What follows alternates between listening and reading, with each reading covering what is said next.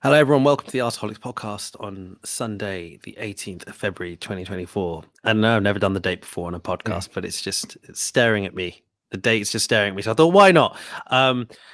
It's like deja vu. Not because obviously there's been a long time since we recorded, and then we recorded last week, to break the duck. But we went away from home, played in the same kit that we wore the week before, played against the team who were playing in claret and blue, exactly the same, and we had the same lineup, and basically a very similar scoreline. And I've got Myers and Aaron in here to talk about it with me. Hello, boys. You guys good? Very good, mate. Very good. How are you? Good. It's pretty good to be an Arsenal fan these days, isn't it? Like plus 19 goal difference over the last 5 games or whatever. It's ridiculous. Yeah, what are we going to talk about? We've got nothing to moan about. Well, we should go into detail, I suppose. What went wrong that we couldn't win 6-0 again? Yeah, I was thinking that when we were 5-0 up, and I think there was about 10 minutes left. I was like, has there ever been a team that's won 6-0 twice in a row? That would have been quite nice. But no, yeah, we're going to have to settle with a 6-0 and a 5-0. Definitely. Poor us. Is there something about, because someone was mentioning this the other day in a tweet, but I think the context of that tweet was probably a bit extreme, but it does beg the question: is there a bit of an issue now with the gap that's developing between the top teams and the teams right at the bottom, like the teams that tend to come up and kind of around that kind of bottom 5 area? Is that gap getting bigger, do you guys feel? I think. Go on. Go on, Aaron. No, you go. All right. Well, I was going to say, yeah. I feel like this season it's particularly bad when you look at Burnley and Sheffield United. I don't think it's necessarily been the case the last few seasons. I think there's been some decent examples of teams coming up and sticking around. I'm thinking of teams like Forest and Brentford. So I wouldn't necessarily say so. I think maybe just this season, just got a couple of pretty low quality teams that have come up, and I mean they're terrible, aren't they? Specifically those two, Burnley and Sheffield United. They're shockingly bad. We were saying this in the chat. You guys were saying this in the chat earlier, right? We've got Sheffield United soon. Yeah, I think in a couple of weeks on a Monday night. That needs to be another absolute drubbing, doesn't it? No, and Aaron is saying 10-0 or Arteta gets sacked. That's what he was saying. Yeah, I mean, mate, I was watching them today. I know they were down to 10 men. I saw as well. They were just bad. And there were periods where, look, we were great yesterday, but there were periods where I think it was around the 60th minute where Burnley were just awful. Like, I think it was a Trossard goal.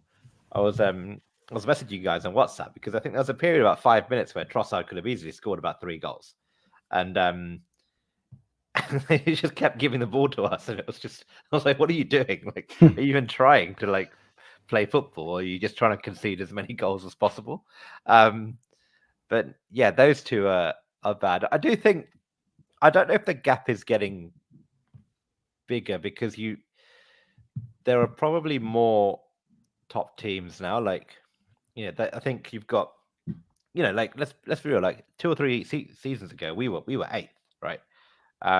So we've managed to break into that top 2, that Man City, Liverpool duopoly, and then you've got kind of between 4th and 6th, 7th. I know Chelsea aren't what they were, but Man United is still in and around the top 4. Villa are in and around the top 4. Spurs, on their day, teams like Brighton, doing pretty well. And Luton and Forest have done all right. I know. So yeah, I don't know. I do think you don't want an uncompetitive Premier League, right? You want every team to offer something. And there is something I really like about just this really crappy team that comes and just plays 4-4-2, like a very old school English club that is just, we are unashamedly just going to lump it up front every time and just hope for the best and play long ball. And as much as I'd never want to see Arsenal play that kind of football, I like the fact that those teams exist and can win games. Because you don't want to see 20 teams do inverted fullback, possession-based football, and do like Pep Guardiola things. You want a bit of Jose Mourinho in there as well, right? Yeah, but it is interesting because I was listening. You guys, I think, listen to the Stick to Football podcast as well, and it was interesting hearing them talk about how now there is this new focus from the top elite teams on set pieces, and back in their day, it was never the case, right? That the technically proficient teams never spent any time on set pieces. They didn't really care to train them in any level of detail, and it was the bottom teams that used to put a huge amount of weight on. And now it's a completely different thing. The top teams have got set piece specialists. At Arsenal, if you take, are just an absolutely elite side at set pieces. You oppositions, the confidence that Arsenal must have going into a set piece situation, and the feeling that an opponent must have, is terrible. But it would have been the other way around before. I guess if you went back in the day when Arsenal would play a Stoke or play a Burnley, you really didn't want to give them the free kicks and give them the corners because that was probably the only way they were going to score. It is interesting. Do you think that's more of a thing where we see kind of science coming into the game more, Mize? Like kind of, a lot more of the stats kind of saying, look, a lot of the game is played in set pieces. Work on them. Yeah, it's margins, isn't it? I think it's like, I always think back to, I'm assuming you guys have seen Any Given Sunday, Al Pacino. And that speech, it is Al Pacino. He does that speech in the locker room, and he talks about, I'm not going to quote it because I can't remember the exact quote, but he talks about, it's the inches that matter on the football field in American football. And I think that's what it is. I think it's those tiny margins or differences that you can maybe make up, because it is so competitive now. When you think about the last 6 or 7 years of the Premier League, and City have run away with it a couple of times, but where Liverpool have been competitive and really pushed City, it's been goal difference, it's been a point or two. So it's literally the difference in a game, in a single match, could make the difference to you winning the league or not. And I think that's probably what maybe, well, definitely Arsenal have identified as an area to improve on in the last few years. And hopefully that, like you say, we are very strong in that area. And obviously I think we've got, if you look at our team now as well, we are generally, or not so generally, but across the pitch, I feel like we're a much more physical team. Not necessarily this season, but just again, what Arteta's built, the kind of profile of play that we've now got. You look at the centre backs, you look at Declan Rice, you look at Kai Havertz, for example. Big physical guys, aerial threats, and so I think it makes sense as well to kind of push that. Just basically take advantage of what we have in the squad. So I'm just reading one of these comments that's come through, but I think we can ignore that one. there's some bot has come in. But on that note, hello everyone in the comments. A few familiar faces. Some of them. Miles, your wife's in the comments. That's pretty awesome. You're right, Ash. You know what's quite funny earlier? So we were sitting down a couple of hours ago, and I said to her, "I've got the podcast tonight," and she said, "Okay, cool." And then I said, I said to her, for a joke, you should tune in. And she's like, "How do I do that?" And I was like, "Oh, we're live." And she goes, "Oh, you're going live tonight? Why are you doing it live tonight?" I was like, "No, every time we do the podcast, we're live." And then she's like, "Oh, right, okay." No, so she had no idea. It's like been 2 years. And then she said, "Oh, do many people tune in?" And I said, "Well, no, not really. It's just a few." And then she goes like, "Why do you do it then?" And she started laughing. So I was like, "Okay." So I sent her the link today. So that's why she's. That's a real body blow. Yeah, jeez, wow. But what is this emoji that she's put on? I can't tell. It's like some kind of like. It looks to me like some kind of pink alligator, but not sure. I don't know. Anyway, I think I know. Is it because Chan's saying Thundercats because of my hoodie? Is it linked to Thundercats? Maybe it is. But hello, Chan, as well, and hello, Russ, in the comments. Sorry, I guess back to football. Look, during this period of time of just gluttony with regards to goals. I mean, he's 21 goals over the last 5 games, conceded 2, whatever. Like, it's fine. Some of the teams that we've played haven't been great teams, but we have played Liverpool, and we were away to Forest as well during that period. In terms of system, the last 2 games anyway, we played exactly the same team. And that has involved mainly because of injuries. We've sort of been forced in this team where we're playing Havertz and Trossard both in a lineup with all the kind of other regular names. And it's sometimes difficult to see who's actually playing centre forward, whether it is Havertz playing centre forward, whether actually Havertz does play deep and it's Trossard playing and sort of kind of rotating with the other wide men. Whatever it is, have we, in your guys' opinion, I'll go to Aaron first on the question, have we stumbled on what might actually be our best team? So just before I answer, what I mean by that is Jesus is injured, and that's why he's not been kind of playing. But we've had to play a system in his absence. Zinchenko has been out, and Kivior's come in, and a system has established itself as a result of that, with Ben White kind of tucking in more as an inverted fullback and Kivior not doing as much of the inverted bit. All of these things together, have we stumbled across what might be our best team? Possibly. I mean, it's hard to argue that it's not when you score 11 goals in 2 games, right? And there was a bit of discussion I posted on Twitter that I'm not sure Zinchenko gets back. If Zinchenko is fit on Tuesday, I'm not sure he gets back into the team. And even Jesus, which is pretty crazy to say, because I think Trossard's been brilliant. And the team just looks so balanced. And yes, it was the same personnel, but I think we've learned, and you can kind of see with Arteta, even though it's the same personnel, the system is very rarely the same, right? It looked yesterday like there was some interesting stuff going on with Saliba, the way he was playing, what Ben White was doing on that right-hand side. But generally, that front 5, with Trossard, Odegaard, and Havertz, if you'd asked me like 3 months ago, would that work? I'd be like, no, that's a lot of similar-ish kind of players potentially going to get in similar kind of spaces.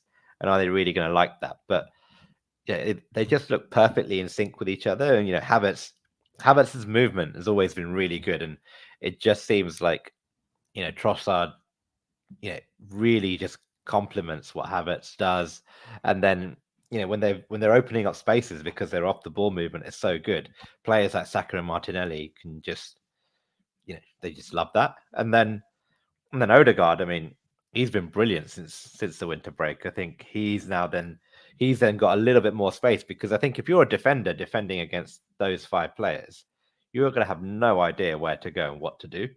And it's so complicated. I think the issue with the old system was, it was new, it worked, but then I felt like teams kind of figured us out. And you look at December, it seemed very coached, very predictable.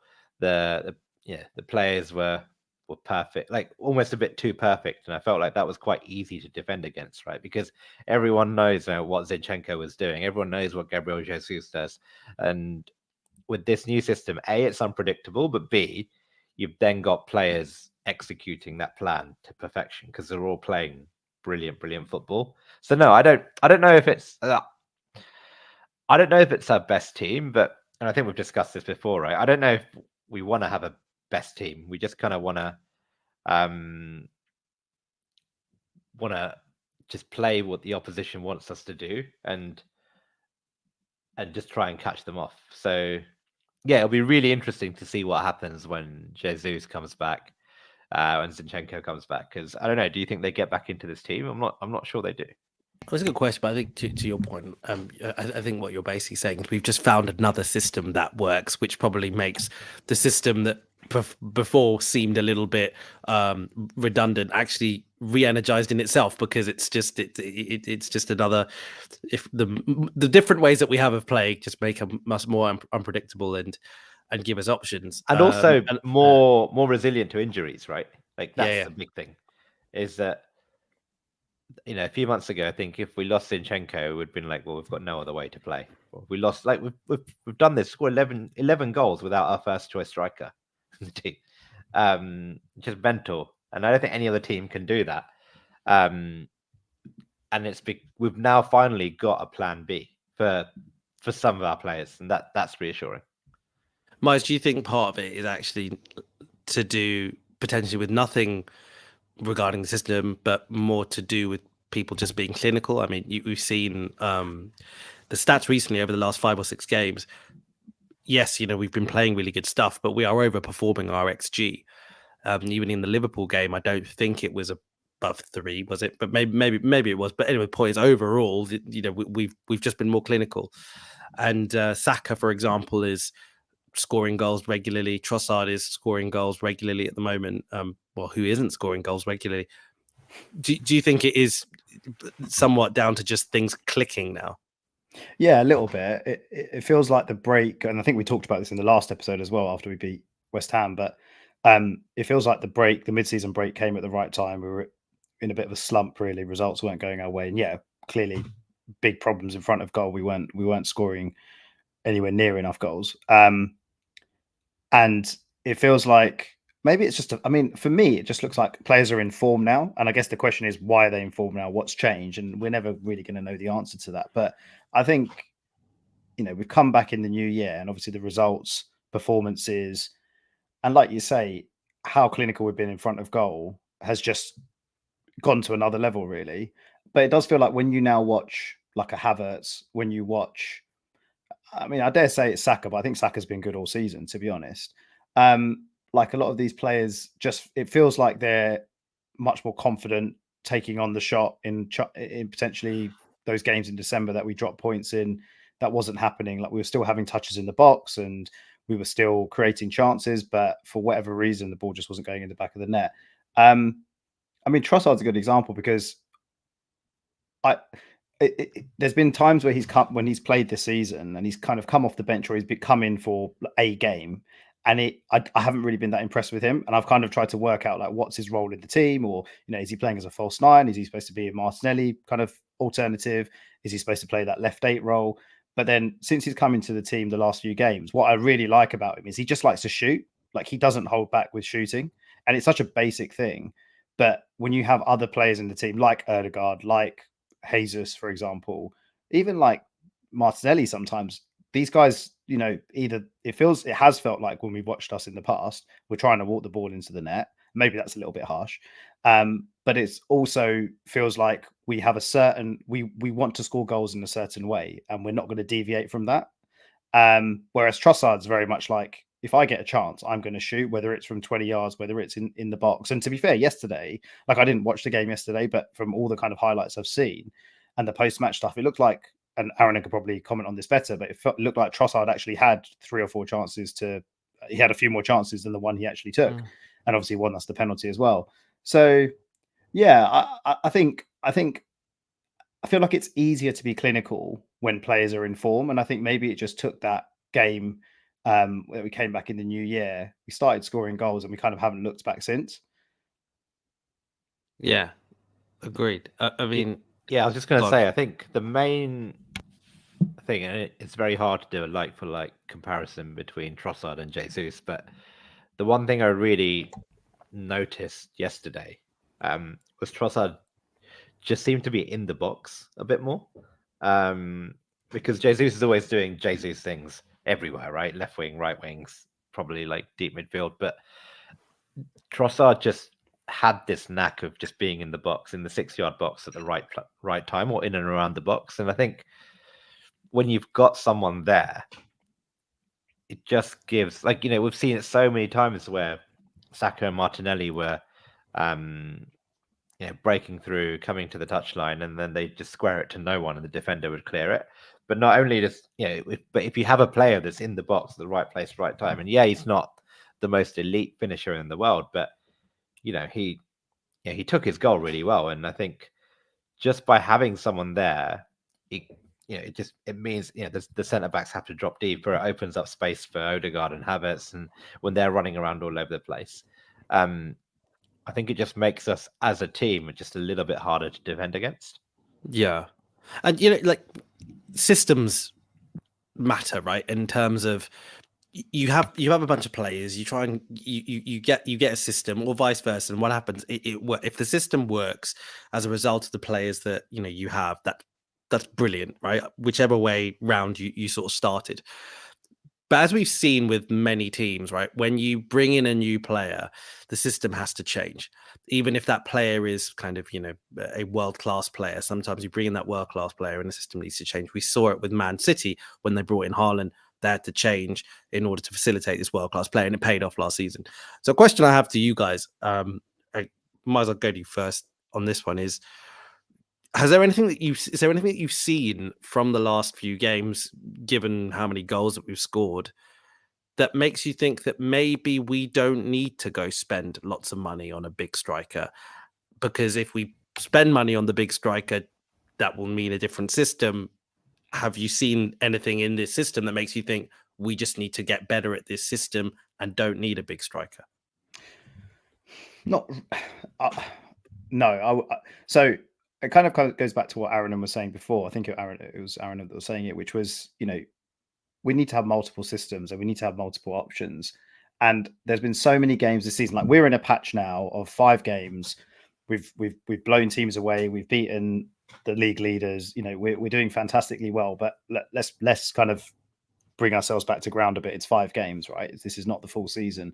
And I think when you go back to watching us the first half of the season, while it was all still very positive and, we only had a slight dip in December, there's been so many times where we've gone to the games and we've watched us play, and the stats also indicated it, where it was how many shots it was that we were getting in games and chances, and they just weren't being put away, right? And I can't look. Let's see what happens between now and the end of the season, because if we do go and win one of the 2 trophies that we're in, then fair play. Like, you could argue. I think at that point you can make the argument that we the system that we've got and the players that we've got that work in the system, maybe we can get away without dropping 50-100 million on a new striker. But I just feel like I've seen us play so many times this season where we've just been absolutely like dying to have someone in the box, like Aaron was saying about Trossard. I think it makes complete sense with how many touches we have in the box every game, and how kind of dominant we are in possession generally, and we're very dominant in the final third as well. And when you have these players like Ødegaard and Saka, who they're able to travel with the ball and they're able to make kind of cutting edge passes and cutting edge chances, it does sometimes feel like we just need that guy on the end of them. And it doesn't necessarily have to be, it doesn't have to be an Mbappe. It doesn't have to be a Haaland. It could just be a very, very good striker that knows how to find the back of the net. And I just can't really see a world where that doesn't improve us.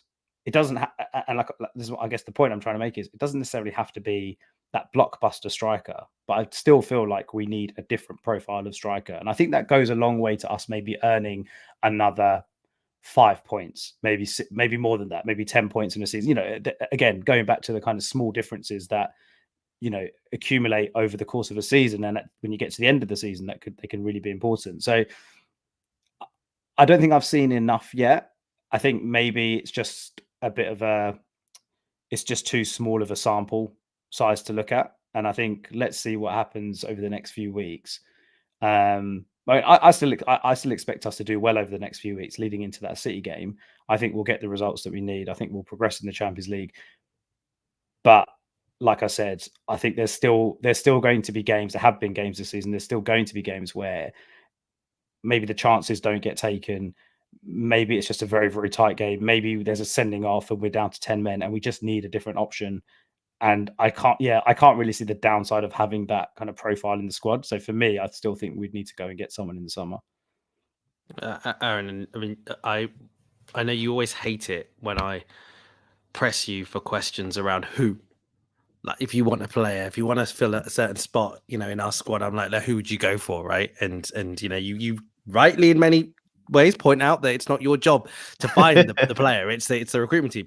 But like to Miser's point, do you think that there's a challenge in that right now there's such a lack of strikers in the market that even like your very good bracket seem to be going for the price tags of 60, 70, 80 million plus, and these kind of maybe historically we sort of thought those kind of good option strikers, you'd hope to cost the 20, 30 million don't exist anymore. Do you think that's the case? Is that an issue, or do you think that it is a case where we should be or could be going into the market and picking up a 30-plus-year-old veteran, a bit like a Jorginho, but a striker for? Oh, no, I think before I come to that, I think let me say I disagree slightly with what Mai said in that I don't necessarily think we need a striker in the traditional sense, but what I do think we need is an elite finisher, which is it doesn't necessarily have to be that traditional centre forward, right? Because you look at Spurs, they have Son, right? Son isn't your traditional striker. Liverpool have Salah. Salah's not your traditional striker in that sense, but what they are is like that one chance, one goal, like create a goal from nowhere type of player. And I think they also do have like Darwin Núñez, for example, who basically plays as their number 9. Yeah, and scores a lot of goals. He scores a lot of goals, but Darwin Núñez is not your elite finisher, right? Darwin Núñez is but he's a striker. So when we were talking about it, I guess just to kind of maybe clarify my answer then doesn't have to be a traditional number 9, but should we go out and buy someone who can score more goals? And that's my thinking. I don't know if we will. Like I've always been, I know the rumors have always been Ivan Toney and this traditional striker. And I think the reason is like if we think, okay, we're going to need a clinical finisher, where are we going to add it to the team, right? We're not going to add it at right wing because we've got Saka. We're probably not going to add it to left wing because we've got Martinelli, right?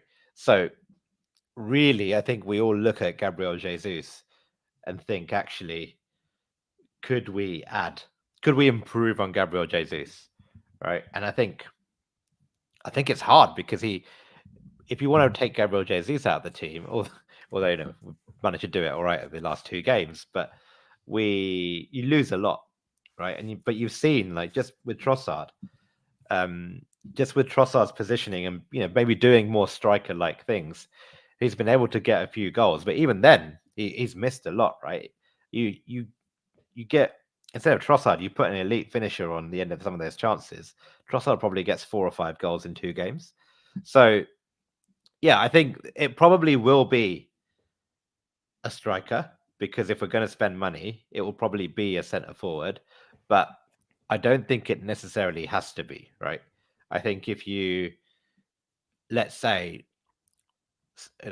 one of those players disappears, and hopefully it never happens, but let's say one of Saka or Martinelli leave or were to get injured or something like that for a while, if we added an elite top finishing right winger or elite top finishing left winger, I still think it would have the same impact, because what we're missing is that, can you create a goal from nothing? And Saka can do that sometimes, but I think Gabriel Jesus and Martinelli don't really do that. Or like, okay, you have that one chance and that game away at the Etihad or away at Anfield, and you just need to guarantee that someone can finish it. That's what I think we're missing, because I don't think we have that kind of player. And it's also like it's a get out of jail card as well, I think, with some of these strikers, and which I feel that we don't have. So you get these strikers who, when they are just so clinical, they're the ones that you want when you're playing really badly and you're probably just going to get a couple of chances. They're the sort of strikers that you want when we played Fulham and lost, and get games like those.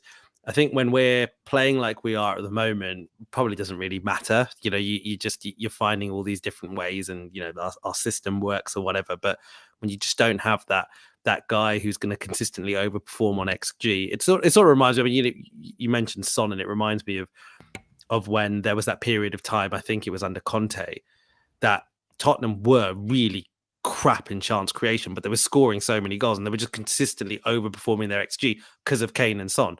And like it just, those types of strikers allow you to do that.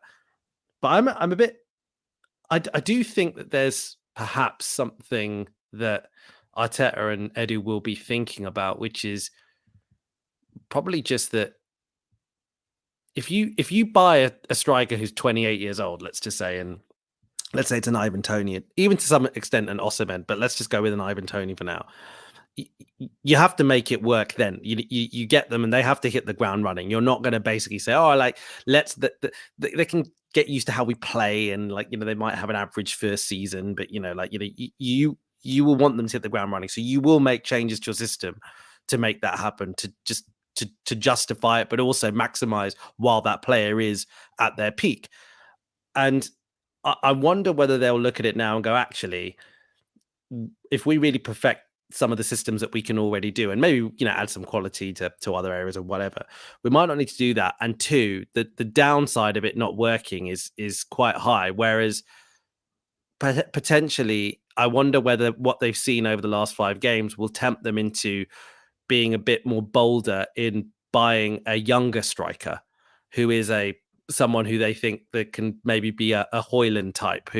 I wouldn't be surprised if they're looking at Højlund right now and thinking that that's the sort of model that maybe we need to go down next, where you buy a striker, you don't need them to hit the ground running, but you have a lot of faith that they've got huge amounts of quality. And then say the second season, even if it is a case where they start really, really showing high levels of potential and are scoring kind of goals, they're so young. The upside is still very, very high, and you're still doing good enough as a team to maintain your points and kind of compete for the things that you want to compete for.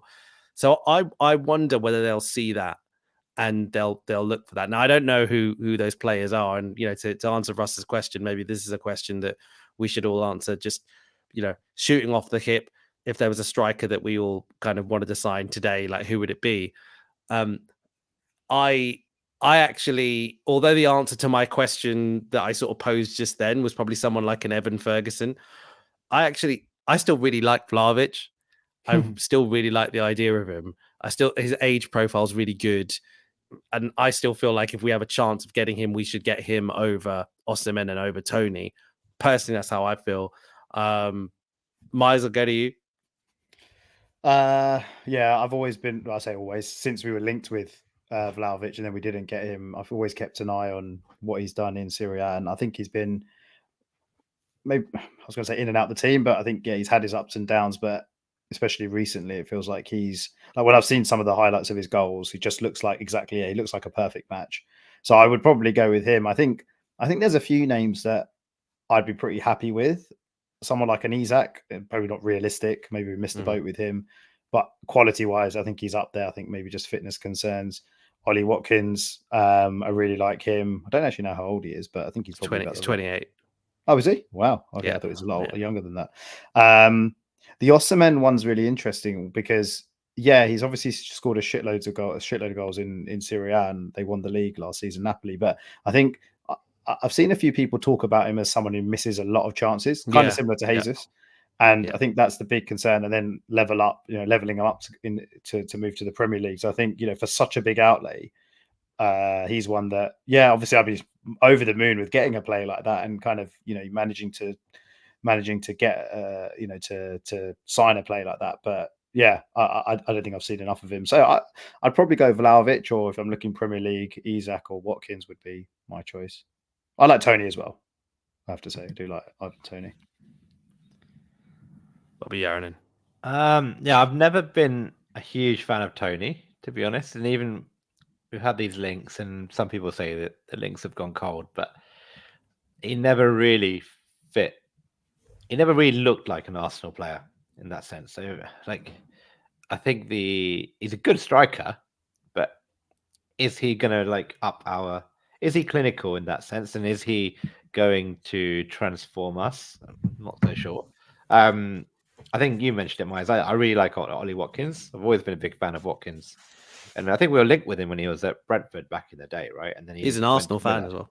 Oh, is he? Okay. Yeah. Yeah. And yeah, I didn't realize he was 28, to be honest. But I mean, look, he's having a really good season under Emery.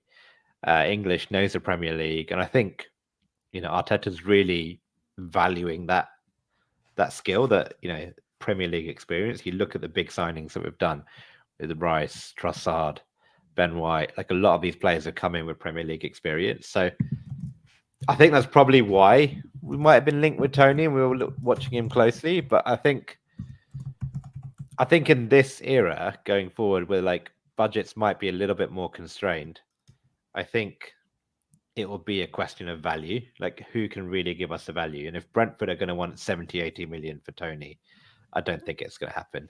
I don't think Villa would want the same for what? Yeah, exactly. Sorry. I don't think that, which is why I think we might go for a kind of a level below, but younger, who can potentially get to that level, like the next Ollie Watkins, the next Dominic Solanke.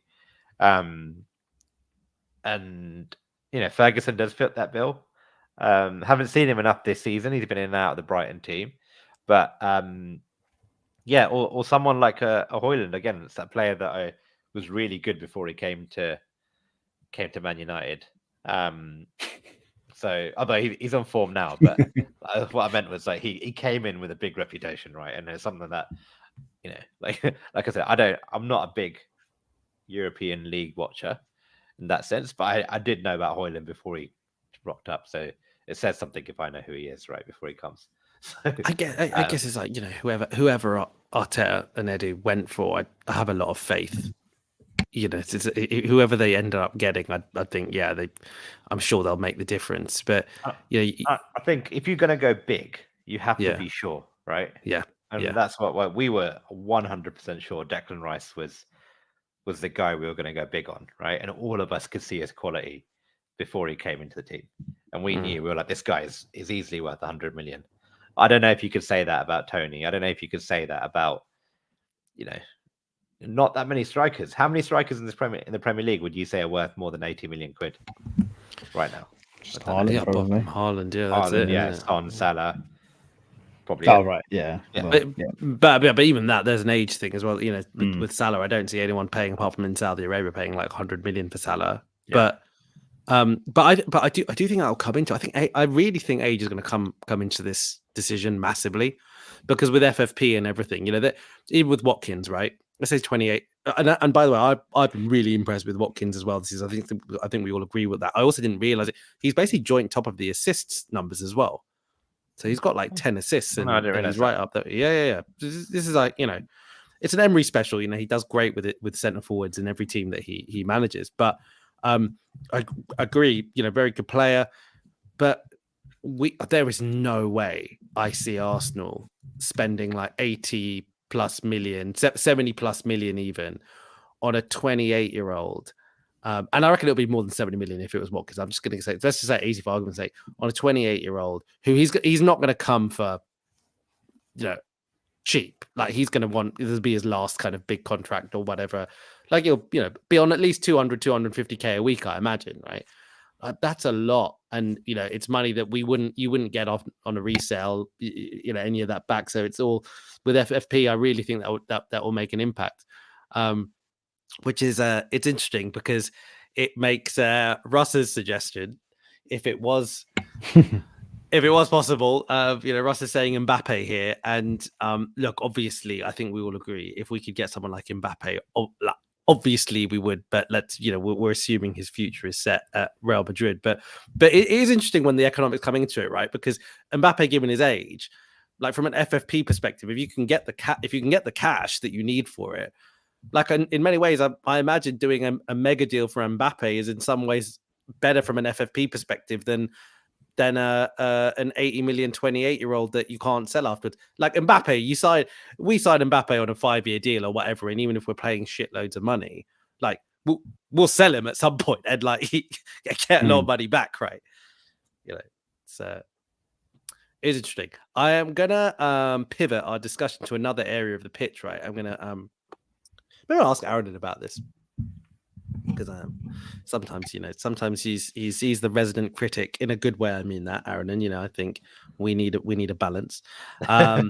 So no one's talking about the Raya Ramsdale debate at the moment because results have been really good. Yeah. But let's play devil's advocate for a second, because people obviously were talking about it. We had been talking about it. Lots of people saying, has Raya really kind of improved us and all that kind of stuff. David Raya last season, statistically, was the best shot stopper in the Premier League.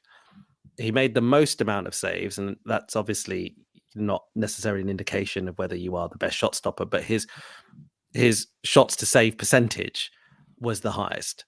So he is, in that way, almost undisputedly, because he's got the highest end number and he's got the highest kind of percentage. So he's undisputedly, stats with regards to statistics, undisputedly the best shot stopper in the Premier League from last season. We had people like Jurgen Klopp last season say that, talk about Brentford and be like, how good they are because their goalkeepers are number 10, basically. So clearly his distribution is right up there. He's joined Arsenal. He didn't have a preseason. He displaced a fan favorite, to be honest. And at the beginning, there were probably some sort of shaky moments, if you like, right? But he's now kept the most clean sheets in the Premier League. He's joint with Jordan Pickford. And Arsenal have, as I said, conceded 2 goals since Dubai. And you could probably say that Dubai is his little bit of preseason. Arteta made this comment about David Raya and saying the things that people don't realize are things that he stops, the attacks that don't happen because of him, because of how he plays. We counterattack quicker because, I think his throwing has just been exceptional and just continues to get better. I know there's a lot that I've said right now, but basically, is this just not another indication of the club just getting recruitment nailed on? It's kind of hard for me objectively saying all the things that I've just said now to argue that this goalkeeper has not materially improved the team. Are the stats misleading? Is that going over the top? No, I think there's a couple of things in that, right? So I think if you ask most sensible fans, look, he made a couple of errors in his first big chunk of games, but I think most sensible fans would have said, okay, Raya has always been one of the Premier League's better goalkeepers, but we have Ramsdale, who is probably one of the Premier League's best goalkeepers last season. Did we really need to spend 30 million on someone who probably most people would have said then who's probably just as good? And you'd probably say Raya is like, I don't really see why we've played the extra 30 million to basically win some and lose some, right? So you take away some with Ramsdale and you get some with Raya and all that. But I think a couple of things have happened, right? Number one is he's obviously cut out his errors massively. But number two, I think you realize that actually when you've got Gabriel and Saliba in front of you, you're not going to be shot stopping that much, right? You're going to be shot stopping, and the goals that we can see, the chances that people get against us, most goalkeepers in the world are not going to stop them, right? So actually, even if you're 5% worse, I know you said he was statistically a better shot stopper, but even if he wasn't, like what we need is that 11th attacker, right? And that is far, far more useful for a team like Arsenal than having someone who never ever makes a mistake. But actually, Ramsdale did make mistakes, or someone who might save that extra one shot out of 50 because they are that 1% better shot stopper. And actually, what you're seeing is Raya is influencing the game a lot more purely because of just the way he is on the ball, the confidence he gives, the directness of his goal kicking, the directness of his throws, how quickly he's releasing it. And you see the players are adapting to it now. You're seeing basically whenever we get the ball, whenever Raya comes out and catches, which he is also very good at compared to Ramsdale. Ramsdale was always a bit iffy on crosses and corners because I feel like defenders would just spook him and he wouldn't always make the right decision. But Raya just consistently just comes out and gets the ball. And then he's got just a supplement. He's got one of the lowest punch rates in the Premier League. So he punches one of the lowest amount of time. He basically always goes to catch. Yeah, exactly. And then you've seen it now. The minute he catches a ball, Saka and Martinelli are off. They're just running. Like Martinelli especially, he's off. And then if you know as a defender that you've got to deal with that, it means you might not commit that extra man forward, and then it just opens up space. And I think he's quietly just gone on and just done his bits. He's set up a couple of goals, I think, or been involved in a couple of goals over the last 5 games. And I think I'm really happy that I'm just really happy as a fan base we're not having this debate every week because it was getting really annoying. And I think it's become quite clear and quite evident that a non-goalkeeper scout like me can actually now see, okay, this is why we paid that extra 30 million, because he is actually bringing something that we didn't have. Mose, anything to add to that? What have you been impressed about? Not really too much to add, to be honest. I think I'm pretty much in agreement with everything Aaron said. I think, sorry, not to answer your question directly, I do feel like, and I think the stats show this as well, when you look at our basically the chances that we're conceding or not conceding at the moment, in the last couple of games, Ray has basically had nothing to do. So completely agree with everything kind of Aaron has just said and articulated about kind of his strengths and what he's brought to the team, especially compared to Ramsdale. But I think also he's not really had to face, in terms of shot stopping and in terms of why he's now up there in terms of clean sheets and why, you know, we've got a very good defensive record. I think that's probably, let's be honest, that's probably more down to the likes of Saliba, Gabriel and Declan Rice in front of him. And I don't think you could ask for a better trio of defensive players to have in front of you as a goalkeeper. But yeah, like, not to repeat everything that Aaron said or you guys have said, but yeah, I think going back 3 or 4 months when we saw Ray's name on the team sheet, there was a question mark in my head about why are we doing this? Have we really improved in that area? But now it's just, you know, it's a given. We just expect to, obviously we expect to see Ray as our starting goalkeeper. And like you say, there's no thoughts in my mind about, oh, this could be a bit of a tough one, like Burnley away, for example, the way that they're obviously going to play, the way that they're probably going to, if they had the chances to, if they had the possession to, they're probably going to target us aerially more than anything else. I don't really have that worry about Ray being dominated at set pieces or, you know, aerially or anything like that. So no, yeah, like it's not, I guess, yeah, for me, it's not it was a concern before. But I think maybe we were all just a bit harsh and like you said, Ramsdale being a fan favorite, it's like, it's almost just when he was taken out of the team, we all felt it a little bit as fans. It wasn't so much based on merit that we felt it. It was probably just more because everyone fell in love with Aaron Ramsdale over the last couple of seasons. And so it was it was just a bit gutting when he comes out the team. And you know, it's like the new boy, right? Joins and you kind of like, you just don't really, not so much you don't want to like him, but you've maybe just took a bit longer for us to start falling in love with David Raya. But yeah, like quality wise, I don't think there's no complaints from my side. I've been very, very impressed with him, and it will be interesting to see what happens in a match where we aren't as dominant and we do concede chances. That's what I'm going to be interested in seeing, how he reacts and how he performs. And because yeah, we've seen a couple of dodgy moments this season as well, but maybe we could just put that down to him being new in the team and not fully integrated, that kind of thing, and a fair bit of pressure on him as well, considering he's taken, like we said before, fan favourites shirt. So yeah, no, it's going well. It's going well. But yeah, like I said, not really much pressure on him in terms of him having to do much in the last couple of games from a shot saving perspective. So yeah, it will be interesting to see how that changes in certain matches. I will say one thing, right, which is we as fans are gonna have to get used to this now, because it was very easy for us to go from Leno to Ramsdale, right? Because we were like, it's a clear upgrade.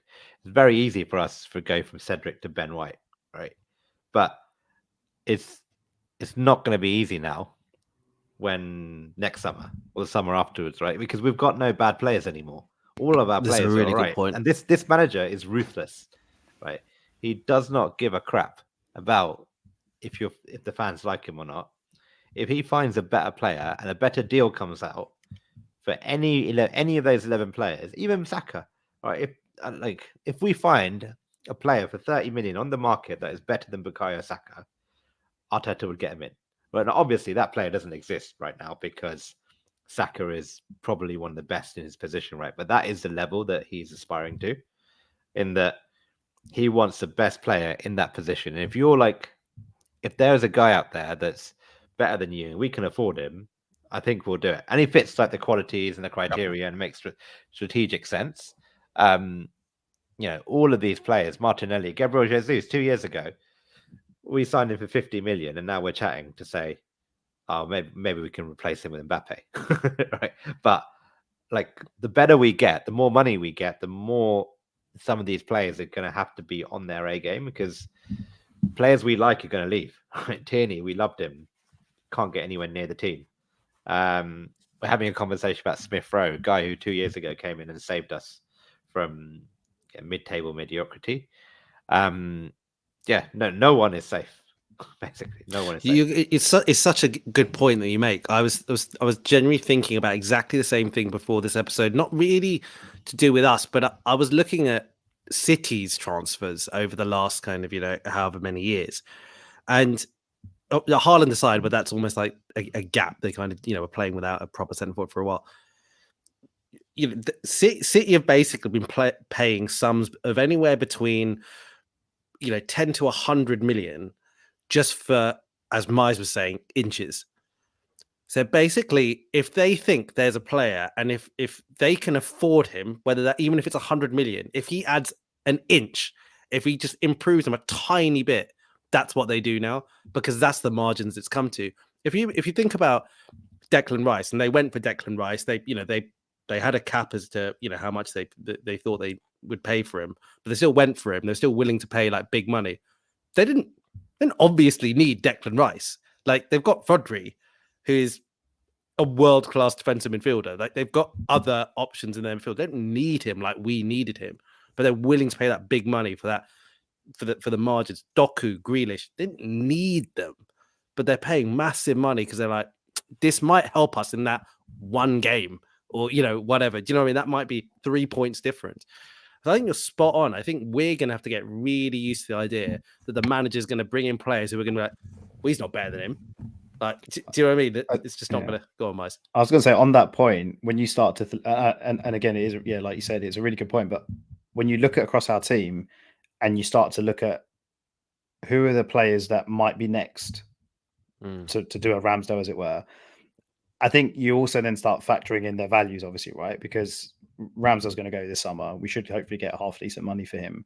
But I think and I think you've said this before as well, Raj, there's probably a big-ish sale coming at some point.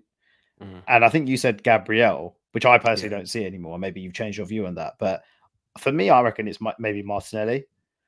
Ooh. I reckon Martinelli might be, maybe not anytime soon. I'm not saying this summer or anything, but in the next few years, if he continues to develop, and it feels like he's still very much developing, like he's still very early on in his development, but he's already starting for us every single game on that left-hand side. But I feel like he just looks like a player that is like a PSG, a Real Madrid, if Real Madrid ever sold Vinicius. Like, he feels like that's his next step. And I think he'd suit those kinds of teams as well. And I think if a big offer comes in for Martinelli, and I'm talking, let's just say 100 million, right? I'm not saying it would be. I can't see how we turn that down, considering how much profit we'd make on him. Basically 100 million. I mean, look, I've got nothing to base that on. Just my thoughts when I look across the squad. I think that only happens if we know that there's someone better. Yeah, of course. Yeah, that we can 100%. Get. Yeah. But I don't know. Is that fair enough if we go and buy like Vinicius or something? But it's not really. I mean, but then Martinelli got plucked out of the second division in Brazil, and I know it took him a few seasons, but he was completely unknown, right? So I guess, I completely agree. Like, we would have to have the replacement, but I feel like if there was anyone that you might consider expendable at one of the fairly younger players in the squad who's going to generate a shitload of money, like, I can't see it being Saka anytime soon. I think the fans would probably like burn down the Emirates if he sold Saka. I think there's a chance it could be Jesus. I think so, yeah. I think him as well.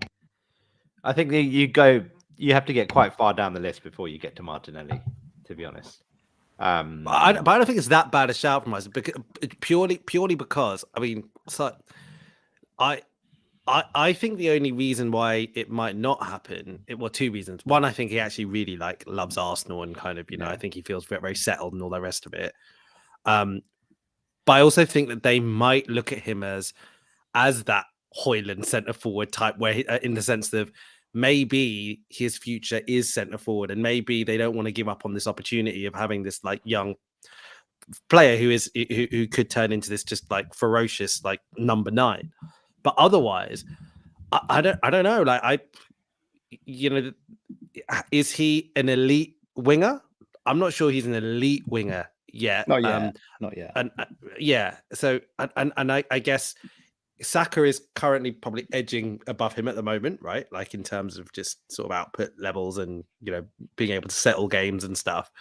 And he probably has to get there quite soon. I think I'm not sure we'd have incredible amounts of patience if he's not getting to that level soon. And but obviously it does depend on who else is in the market. I agree, but like you say, like if there is someone who we think, then maybe that 100 million comes in or something like that, then it is. But I think Jesus is quite likely. And just to answer kind of what you're sort of, you didn't ask the question directly, but about the Gabriel point. Yeah, I don't know if so. I thought it was very interesting in that interview that I think I mentioned to you guys about Gabriel that Gabriel gave recently, where he did say something which sounded like he was considering leaving in the summer, but it sounded like that could have been because he wasn't starting at the beginning of the season and maybe had a doubt over whether kind of Arteta wanted him to kind of saw him as his first choice centre back, but obviously now he obviously is, and he's just done tremendously well. But I don't know. I wonder whether Arteta is still looking at Kivior as because he's predominantly a centre back and thinks that he could be a successor to Gabriel. I don't know, but I feel it less so than I did before, though. To be honest, Miles, less so that he'll be our big sale. Yeah. Russ has kind of thrown out a lot of names. Which, I mean, ESR, Partey, Jorginho, El Neni, Eddie. There's lots of potential people who could leave. I think, obviously, what we were just trying to answer there, I suppose, is the big sale. Who could be the big sales? But I agree. I think a number of those players are probably looking at seeing the door in the summer. I would be on that note. I'd be very surprised if Zinchenko is here next season. Oh, really? Yeah, I think Zinchenko. You'd be very surprised if he would. Sorry, let me rephrase. I would be very.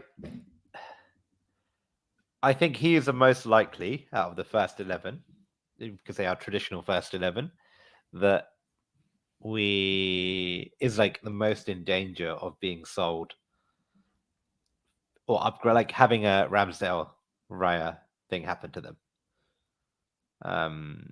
It's not a bad shout, actually, when you think about it. I can kind of see he's not been great this season. He's not been great. Well, I think the reason is he's going forward on the ball. He adds so much, and I think we've been guilty of not really being able to find an alternative, and that's why we play him.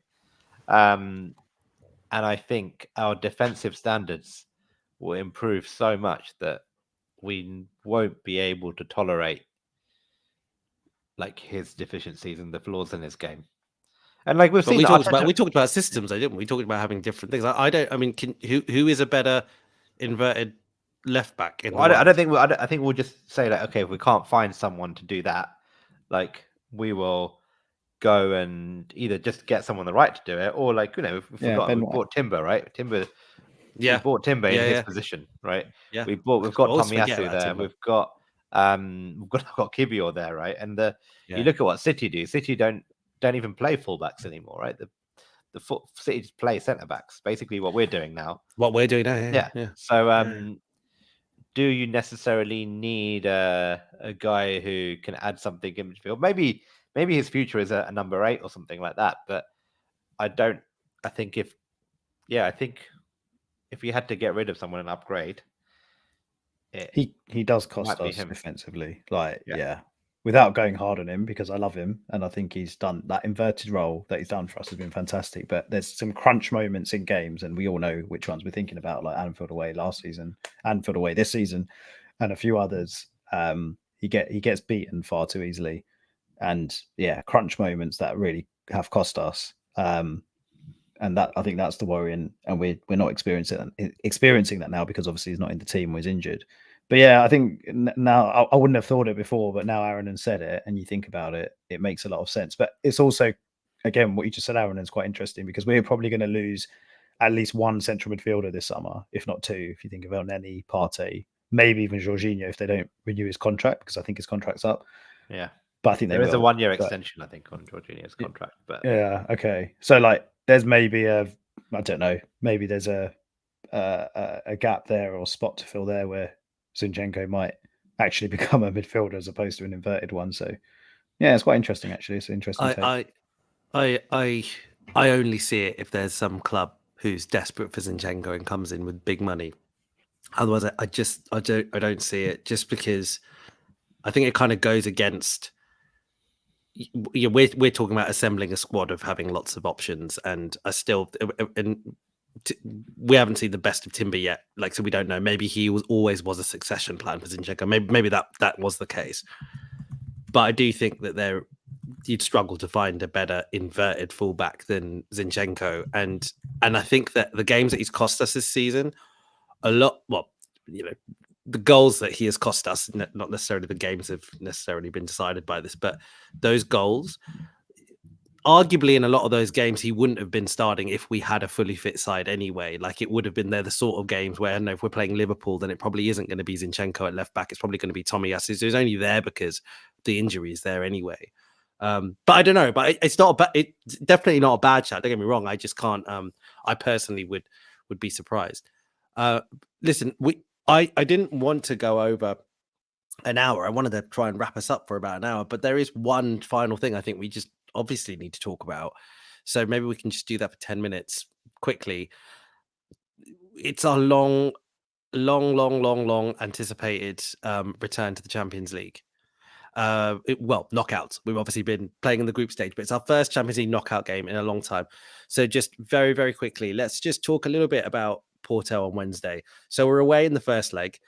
It's Porto are third in the Portuguese league.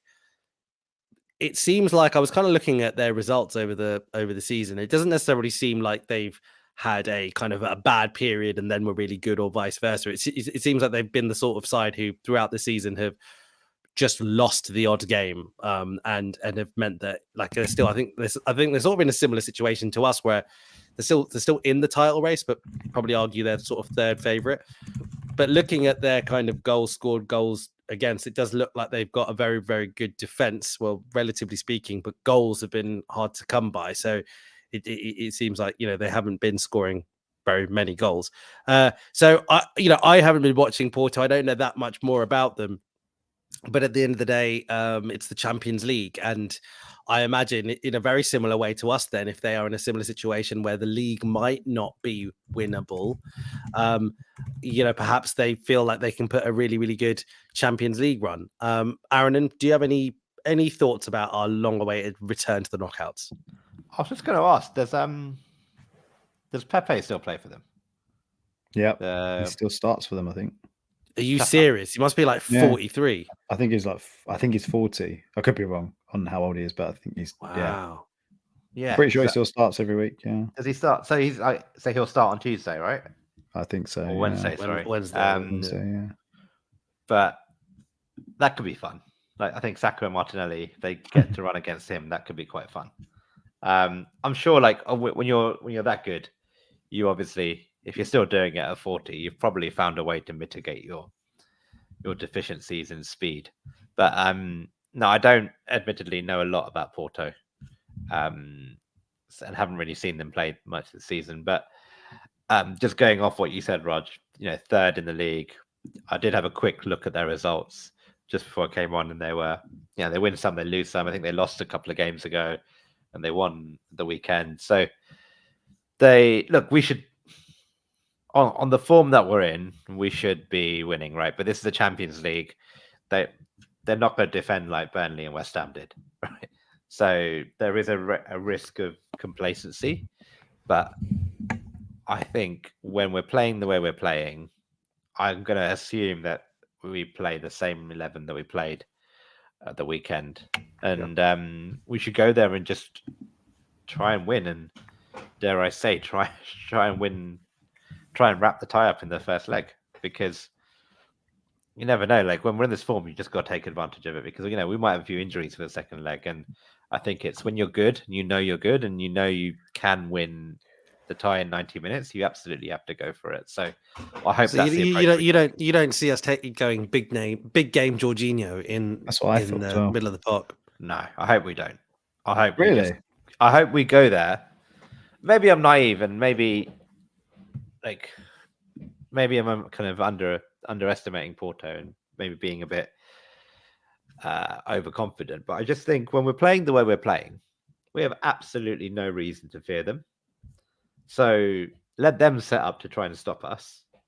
Go there and just try and win 2-3, get 3 goals, and just put this tie to bed in the first leg. That's the approach I would take. Obviously, if we rock up and turns out Pepe is still a defensive beast and everything else is going well for them, then maybe. But I think we are a big club in Europe now, and I think we haven't had the pedigree, but on form and current players, we're still one of the top 5-6 teams in Europe. We should act like it. We don't know. There's no away goals, right? So don't you think that's even more reason why we just kind of need to just make sure that we are a bit sensible? Yeah. Well, what do you mean by sensible? What would you do? You'd play Jorginho instead of big Just big play the game experience, Jorginho. right? Yeah, you play the experience. It's not so much you're afraid of the opposition, so you change it up. But I mean, we've got a big league game 3 days later as well, which I think has to come into the thinking when it comes to team selection. But it feels like this is a perfect game for Jorginho. Like, But go who there, would you you control the take out? ball. Well, I think if we went to and played exactly what we played against Liverpool, and then Havertz plays up front, and then Trossard is on the, or did Trossard start left? Basically, Havertz plays up No, front, Martinelli and Jorginho started. plays in the Yeah, right. Martinelli played. So yeah, Okay, Trossard so- was on the bench and he came on yeah. against Liverpool, didn't he? So I wouldn't be upset with that personally. You've got you've got experienced players in there. I mean, only changing one player, but I think that's a good kind of Champions League, go there, get a result type of team. And I think if you go with Jorginho, you're basically saying we reckon we're going to have a lot of the ball and we're going to try and dictate the play. So it kind of goes with what you're saying, Aaron. You're not really, I wouldn't say you're really necessarily weakening our team for that game. It's probably more you're just going with a slightly different approach. But yeah, it just feels like a perfect Jorginho game for me. And I wouldn't be surprised if is Tomiyasu fit. don't know. He didn't. He wasn't on the bench. He wasn't on the bench. Yeah. Okay. Yeah, I wouldn't be I mean, surprised if obviously, Tomiyasu comes back in as well if he is fit, but maybe he's not. Yeah, if Tomiyasu's fit, play Tomiyasu because I think he's overall a better left back than Kiwior is. But I don't know. I just think you've got a good thing. I think if you then start changing it, maybe this is an old school attitude, but it kind of just sends the wrong message out to the team.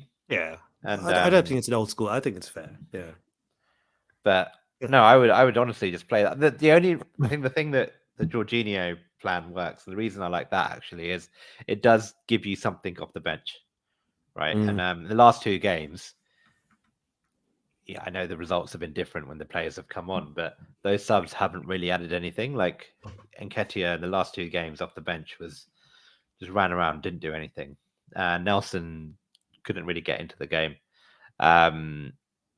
So having Trossard off the bench is a really, really powerful option. But if I was Trossard, I'd be so pissed off if I got dropped after.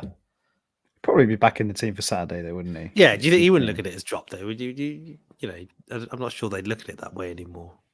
Maybe, but no, I would. I do hear you though. Like I would just go for it and like just smash them. Yeah, and then you can play Jorginho at home in the second leg when we're 5-0 up. Yeah, there's something to be. I mean, you're right about. There's something to be said, right? You score 11 goals in 2 games and concede none with the same team, both away from home, right? So you kind of go, well, just put it to bed type thing. You could kill the game in the first. I do get that, but I also take Miser's point, right? Is that however the result goes in Porto, it's not over, right? So even if even if we don't win, even if we lose, it's not over. It's salvageable with the second leg. I guess you do somewhat need to have Newcastle in mind. I mean, I don't think we're going to be resting wholesale players necessarily, but freshness, you probably do need to think about it because you lose at home at Newcastle on Saturday, then it's the league again is very precarious. I don't know. I'm not sure there is a right Newcastle's answer. defense is also terrible at the moment as well, It's right? terrible. So It's terrible. we should It then is play terrible. that same 11 again on Saturday and win, yeah. and win 6-0 again. Why not? You know? Yeah. Yeah. Okay. Well, yeah. No. Look, exciting times. Exciting. Well, guys, it's been an absolute pleasure. And Are we not doing predictions then? we can do predictions. Oh, sorry, not to cut you off, but okay. No, no, but you please do. You I'll go. Go for it. Why don't you Sorry, go? mate. Predict both games, not just Wednesday. Yeah, Are we go doing on. both? Pick both. Yeah, do both. Yeah, why Oh, not? bloody hell. Okay. I'll do Porto first and we'll go around and then do Newcastle. Porto. Yeah, I'm feeling pretty confident, to be honest. I'm going to go 3-1. I think we'll concede, but 3-1 away at Porto. And Newcastle? Oh, do Newcastle now. 2-0 will beat Newcastle. 3-1's